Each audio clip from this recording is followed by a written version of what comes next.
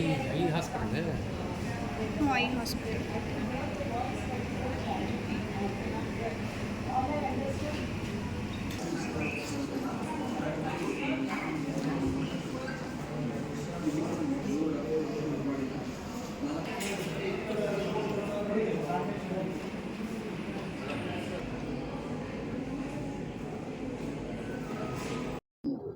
Thank you very much.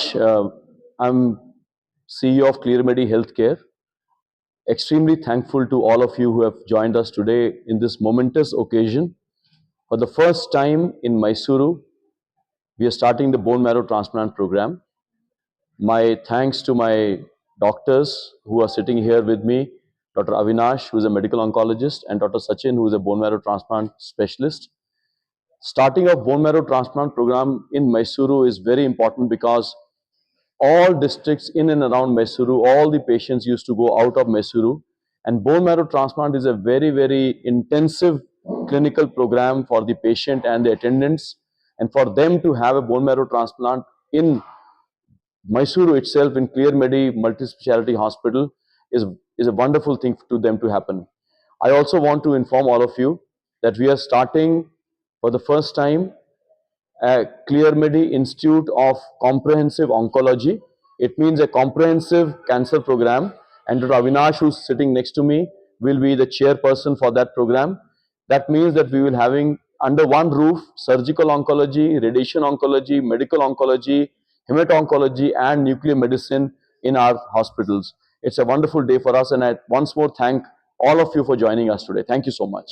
ಮೈಸೂರಿನ ಆರೋಗ್ಯ ಸೇವೆಯಲ್ಲಿ ಒಂದು ಮೈಲಿಗಲ್ಲು ಅಂತ ಹೇಳಬಹುದು. ಯಾಕೆಂದ್ರೆ ಎಲ್ಲರೂ ರಕ್ತ ಸಂಬಂಧಿ ಕ್ಯಾನ್ಸರ್ ಅಥವಾ ಕೆಲವೊಮ್ಮೆ ಕ್ಯೂರ್ ಆಗದೇ ಇರುವಂತ ಮಾಮೂಲಿ ಮೆಡಿಸಿನಲ್ ಕ್ಯೂರ್ ಆಗದೇ ಇರುವಂತ ರಕ್ತ ಸಂಬಂಧಿ ಕಾಯಿಲೆಗಳಿಗೆ ಬೋನ್ ಮ್ಯಾರೋ ಟ್ರಾನ್ಸ್ಪ್ಲಾಂಟೇಶನ್ ಅಥವಾ ನಾವು ಕನ್ನಡದಲ್ಲಿ ಅಸ್ಥಿ ಮಜ್ಜೆ ಕಸಿ ಅಂತ ಏನ್ ಹೇಳ್ತೀವಿ, ಇದಕ್ಕೆ ನಾವು ಬೆಂಗಳೂರಿಗೆ ಕಳಿಸ್ಬೇಕಿತ್ತು ಅಥವಾ ಬೇರೆ ಹೈದರಾಬಾದ್, ಚೆನ್ನೈ ಈ ತರ ಬೇರೆ ಬೇರೆ ಪ್ರದೇಶಗಳಿಗೆ ಹೋಗಿ ಮಾಡಿಸ್ಕೋಬೇಕಾಗಿತ್ತು.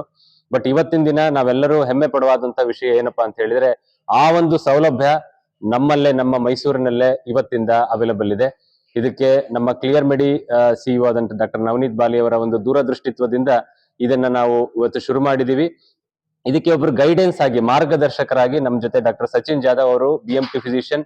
ನೀವು ನೋಡಿರ್ಬೋದು, ಸಾಕಷ್ಟು bone marrow transplantation Bengaluru, Hyderabad ಈ ರೀತಿ ಬರೀ ಇಂಡಿಯಾದಲ್ಲ ಬೇರೆ ದೇಶಗಳಲ್ಲೂ ಸಹ ಬೋನ್ ಮ್ಯಾರೋ ಟ್ರಾನ್ಸ್ಪ್ಲಾಂಟ್ ಅನ್ನ ಯೂನಿಟ್ ಅನ್ನ ಶುರು ಮಾಡಿ ನಮಗೆ ಗೈಡ್ ಮಾಡಿದ್ದಾರೆ. ಸೊ ಇವತ್ತಿಂದ ನಮ್ಮಲ್ಲಿ ಮೈಸೂರಿನಲ್ಲೇ ನಾವು ಬೋನ್ ಮ್ಯಾರೋ ಟ್ರಾನ್ಸ್ಪ್ಲಾಂಟೇಶನ್ ವ್ಯವಸ್ಥೆಯನ್ನ ಮಾಡ್ತಾ ಇದ್ದೀವಿ.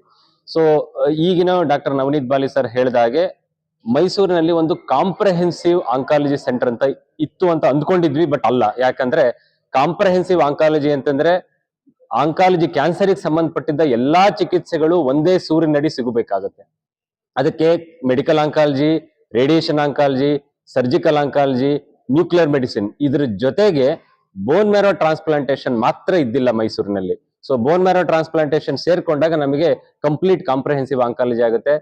35 ವರ್ಷದಿಂದ ಇರುವಂತಹ ಕೆಲವು ಆಂಕಾಲಜಿ ಸೆಂಟರ್ಲ್ಲೂ ಸಹ ಇದುವರೆಗೂ ಬೋನ್ ಮ್ಯಾರೋ ಟ್ರಾನ್ಸ್ಪ್ಲಾಂಟೇಶನ್ ಮಾಡಕ್ ಶುರುವಾಗಿದ್ದಿಲ್ಲ.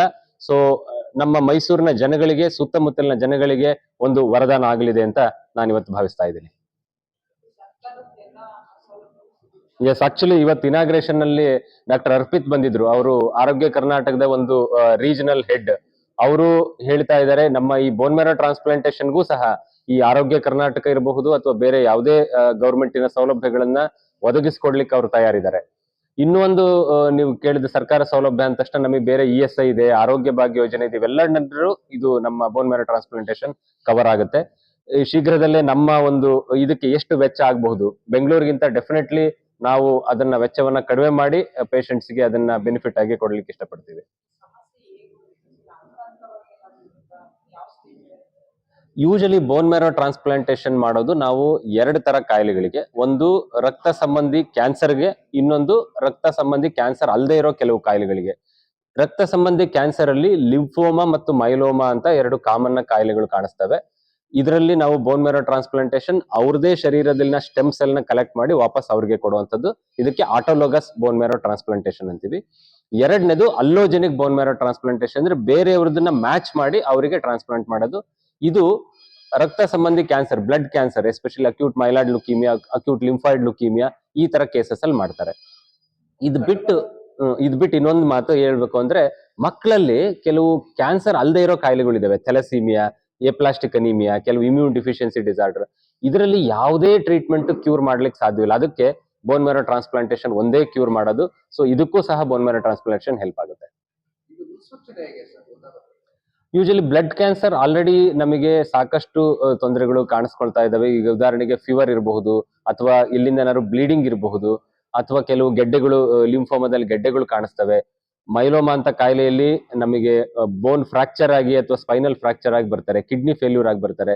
ಸೊ ಒಂದು ಬ್ಲಡ್ ಕ್ಯಾನ್ಸರ್ಗೆ ಒಂದೇ ತರದ ಸೂಚನೆಗಳಿಲ್ಲ. ಕಾಮನ್ ಆಗಿ ಕಾಣಿಸುವಂತ ರಕ್ತ ಸಂಬಂಧಿ ಕ್ಯಾನ್ಸರ್ ಅಲ್ಲಿ ನಾವು ನೋಡ್ಬೇಕಾಗಿರೋದು ಜ್ವರ, ಮತ್ತೆ ಕೆಲವೊಮ್ಮೆ ಬ್ಲೀಡಿಂಗ್ ಬೇರೆ ಕಡೆಯಿಂದ, ಮತ್ತೆ ಇನ್ಫೆಕ್ಷನ್ಸ್. ಯಾವ ವಯಸ್ಸಿನ ಅನ್ಫಾರ್ಚುನೇಟ್ಲಿ ಬ್ಲಡ್ ಕ್ಯಾನ್ಸರ್ಗೆ ಯಾವುದೇ ಒಂದು ವಯಸ್ಸನ್ನೋದು ಇಲ್ಲೇ ಇಲ್ಲ. ಚಿಕ್ಕ ವಯಸ್ಸಿಂದ ಚಿಕ್ಕ ಮಕ್ಕಳು ನಮ್ಮ ಹತ್ರ ಇಲ್ಲಿ 1.5 ವರ್ಷ 2 ವರ್ಷದ ಮಕ್ಕಳು ಸಹ ಅಕ್ಯೂಟ್ ಲುಕೀಮಿಯಾದಿಂದ ಅಂದ್ರೆ ಬ್ಲಡ್ ಕ್ಯಾನ್ಸರ್ ಇಂದ ಬಳಲ್ತಾ ಇದ್ದಾರೆ. ಅವ್ರಿಗೆ ಟ್ರೀಟ್ಮೆಂಟ್ ಕೊಡ್ತಾ ಇದ್ದೀವಿ. ಜೊತೆಗೆ ವಯಸ್ಸಾಗಿರೋರು 80-90 ವಯಸ್ಸಾಗಿದ್ರು ಕೆಲವೊಮ್ಮೆ ನಾವು ಮಲ್ಟಿಪಲ್ ಮೈಲೋಮ್ ಅದು ಓಲ್ಡ್ ಏಜ್ ಅಲ್ಲಿ ನೋಡೋಂತ ಕಾಯಿಲೆಗಳು. ಸೊ ವಯಸ್ಸು ಲಿಮಿಟ್ ಇಲ್ಲ, ಮತ್ತೆ ಲಿಂಗ ಭೇದನೂ ಇಲ್ಲ. ಗಂಡ್ ಮಕ್ಳಾಗಿರ್ಬೋದು, ಹೆಣ್ಮಕ್ಳಾಗಿರ್ಬೋದು, ಇಬ್ಬರಲ್ಲೂ ಸಹ ಸರಿ ಸಮಾನಾಗಿ ಕಾಣಿಸ್ತವೆ. ಬ್ಲಡ್ ಕ್ಯಾನ್ಸರ್ ಮತ್ತೆ ನೀವು ಮತ್ತೆ ಸಾಲಿಡ್ ಟ್ಯೂಮರ್ಸ್ ಅಂತೀವಿ. ಸಾಲಿಡ್ ಟ್ಯೂಮರ್ಸ್ ಅಂದ್ರೆ ಅಂಗಾಂಗಗಳಿಂದ ಬಂದಿರುವಂತ ಕ್ಯಾನ್ಸರ್. ಎರಡರಲ್ಲೂ ಸ್ವಲ್ಪ ವ್ಯತ್ಯಾಸ ಇದೆ. ಬ್ಲಡ್ ಕ್ಯಾನ್ಸರ್ ಮಕ್ಕಳಲ್ಲಿ ತುಂಬಾ ಕಾಮನ್, ಬಟ್ ದೊಡ್ಡವರಾದಾಗ ಬೇರೆ ಸಾಲಿಡ್ ಟ್ಯೂಮರ್ಸ್ ಅಂದ್ರೆ ಬ್ರೆಸ್ಟ್ ಕ್ಯಾನ್ಸರ್ ಅಥವಾ ಗಂಟ್ಲು ಕ್ಯಾನ್ಸರ್, ಈ ತರ ಲಂಗ್ ಕ್ಯಾನ್ಸರ್ ಕಾಮನ್. ಬಟ್ ಈ ಬೋನ್ ಮ್ಯಾರೋ ಟ್ರಾನ್ಸ್ಪ್ಲಾಂಟೇಶನ್ ಹೆಲ್ಪ್ ಆಗುವಂತದ್ದು ರಕ್ತ ಸಂಬಂಧಿ ಕ್ಯಾನ್ಸರ್ಗಳಿಗೆ ಮಾತ್ರ. ಸಮಯ ಜಾಸ್ತಿ ತಗೊಳ್ತಾರೆ ಸರ್, ಅಡ್ವಾನ್ಸ್ ಟೆಕ್ನಾಲಜಿ ತುಂಬಾ ಅಡ್ವಾನ್ಸ್ ಟೆಕ್ನಾಲಜಿ ಇದೆ. ಬೋನ್ ಮ್ಯಾರೋ ಟ್ರಾನ್ಸ್ಪ್ಲಾಂಟೇಶನ್ ಆಲ್ರೆಡಿ ತುಂಬಾ ವರ್ಷಗಳಿಂದ, ದಶಕಗಳಿಂದ ನಾವು ಮಾಡ್ಕೊಂಡ್ ಬರ್ತಾ ಇದೀವಿ. ಮೈಸೂರಲ್ಲಿ ಆ ಫೆಸಿಲಿಟಿ ಇದ್ದಿಲ್ಲ ಅಷ್ಟೇನೆ. ಬಟ್ ಏನಾಗುತ್ತೆ, ಟ್ರಾನ್ಸ್ಪ್ಲಾಂಟೇಶನ್ ಪ್ರೊಸೀಜರ್ ಅಲ್ಲಿ ಏನು ಬಹಳಷ್ಟು ಅಡ್ವಾನ್ಸ್ಮೆಂಟ್ ಇಲ್ಲ. ಬಟ್ ಟ್ರಾನ್ಸ್ಪ್ಲಾಂಟ್ ಆದಾಗ ಏನಾಗುತ್ತೆ, ನಮ್ಮ ಶರೀರದಲ್ಲಿನ ಪೇಷಂಟಿನ ಶರೀರದಲ್ಲಿನ ಇಮ್ಯುನಿಟಿ ಝೀರೋ ಆಗ್ಬಿಡುತ್ತೆ ನಾವು ಕೀಮೋಥೆರಪಿ ಕೊಟ್ಟಾಗ. ಆ ಟೈಮಲ್ಲಿ ಇನ್ಫೆಕ್ಷನ್ ಆಗೋ ಚಾನ್ಸಸ್, ಅದರಿಂದ ಆಗುವಂತ ಒಂದು ಮರಣದ ಸಂಭಾವನೆ ಏನಿದೆ, ಟ್ರಾನ್ಸ್ಪ್ಲಾಂಟ್ ರಿಲೇಟೆಡ್ ಮಾರ್ಟಾಲಿಟಿ ಅಂತೀವಿ, ಅದು ತುಂಬಾ ಜಾಸ್ತಿ ಇತ್ತು.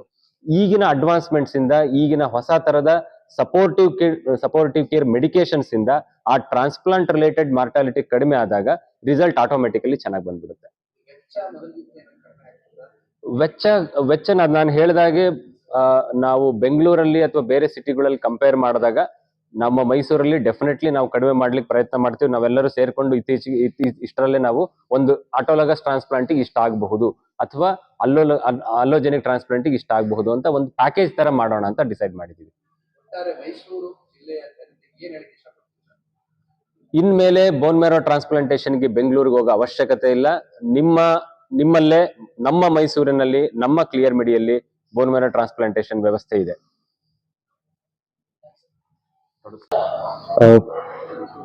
For successful treatment of blood cancer and bone marrow transplant, we need 2-3 things. We need the hospital, which should be very good, it should be clean, and it should have all the technology which is required for different complications. Second, we need doctors who are trained and experienced to ensure that they can manage complications. And finally, the rest of the team, which has nurses, infection control, quality manager, when all of these 3 things are put together, only then will we have a good chance of success. Fortunately for us, with Clear Medi Hospital, we are looking forward to creating multiple centers where this kind of treatment can be done. And today we are launching this department in Mysuru.